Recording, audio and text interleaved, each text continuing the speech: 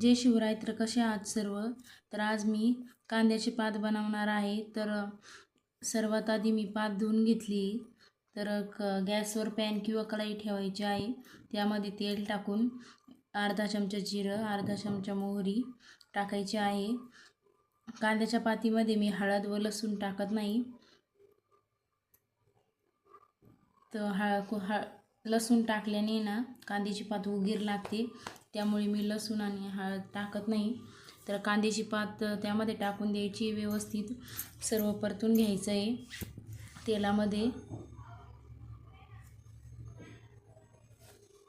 तेलामध्ये व्यवस्थित परतून झाल्यानंतर त्यामध्ये मीठ टाकायचं आहे व मीठ टाकल्यानंतर आहे ना त्या भाजीला आपोआप पाणी सुटतं. तर त्या पाण्यामध्येच ती भाजी शिजून द्यायची, एक्स्ट्रा पाणी टाकायचं नाही त्यामध्ये.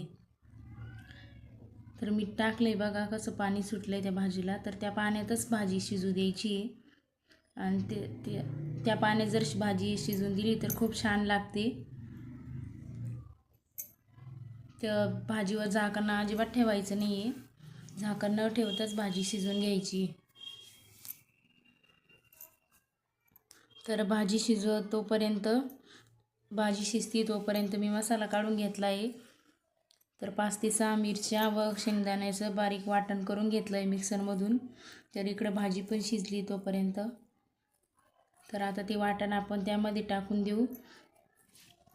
तर तुम्हाला किती जणांसाठी भाजी बनवायची आहे त्या पद्धतीने तुम्ही पाणी टाकू शकता. मी तर 2 जणांसाठीच बनवलेली आहे. आणि त्यासोबत जर बाजरीची भाकर जर असली तर खूपच छान लागते भाजी.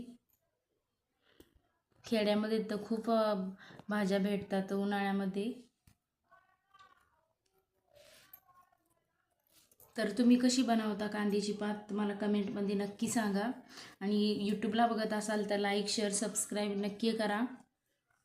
आणि इंस्टाला बघत असाल तर फॉलो नक्की करा. तर आता भाजी उकळू द्यायची आहे. थोडी जर कच्ची असेल तर